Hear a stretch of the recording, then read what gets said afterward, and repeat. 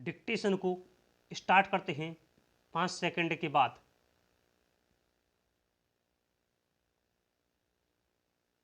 Start. हमारा देश कृषि प्रधान देश है, जहां करीब 80% लोग किसी न किसी रूप में खेतीबाड़ी से अपना निर्वाह करते हैं। यदि आप एक किसान के जीवन पर दृष्टि डालें तो आप यह देखेंगे कि उसका खेत बड़ा हो या छोटा, वह और उसका परिवार साल भर बराबर खेती के काम में व्यस्त नहीं रह सकता। उसे काफ़ी समय बेकार रहना होता है। दूसरे रोजगार की खोज में वह अपना घर छोड़कर नहीं जा सकता, क्योंकि खेती के काम में कभी कभी निरीक्षण की आवश्यकता होती है।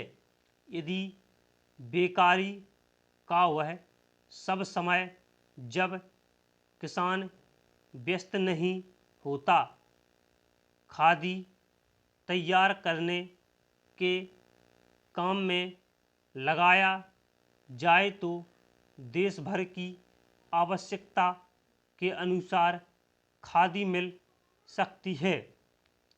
ऐसी अवस्था में कोई भी कम मजदूरी का प्रश्न नहीं उठाएगा, क्योंकि यह काम तो ऐसे समय में किया जाएगा जो बिल्कुल खाली होगा। उस खाली समय में किसान कुछ ना कुछ कमाएगा ही, और वह कमाई ऐसी भी नहीं कि उसका कुछ भी मूल्य ना हो। कम से कम वह अपने लिए तो इतना कपड़ा तैयार कर ही सकेगा जिससे उसको बाजार से ना खरीदना पड़े। मैं आपको अपने निजी अनुभव से बता सकता हूँ कि 1 घंटा प्रतिदिन सूत काटने से हमें इतना कपड़ा मिल सकता है जितना कि एक औसत हिंदुस्तानी के लिए आवश्यक है।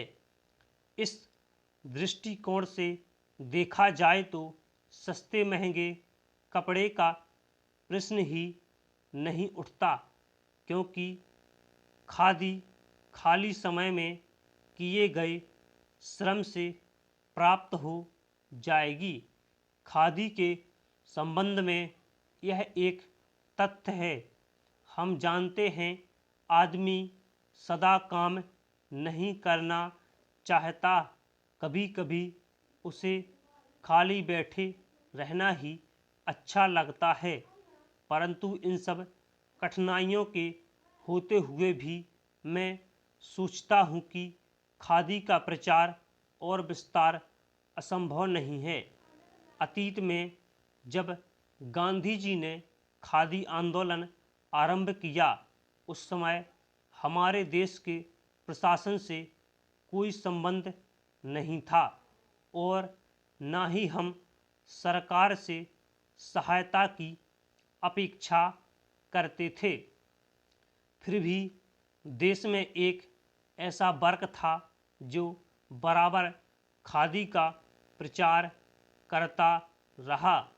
वह वर्ग आजकल भी विद्यमान है। हम चाहते हैं कि जनता के अन्य वर्ग भी खादी अपनाएं और हमें प्रोत्साहन दें। मुझे प्रसन्नता है कि वित्त मंत्री महोदय ने हमें सरकारी सहायता देना स्वीकार कर दिया है। एक प्रश्न यह उठाया गया है कि महिलाओं की साड़ियाँ बहुत महंगी पड़ती हैं। मेरे विचार में यह प्रश्न प्रासंगिक नहीं है। मैं नहीं सोचता कि महिलाओं को दिन भर में इतना अधिक काम रहता है कि वे 1 घंटा काटने के लिए नहीं दे सकती। स्टॉप।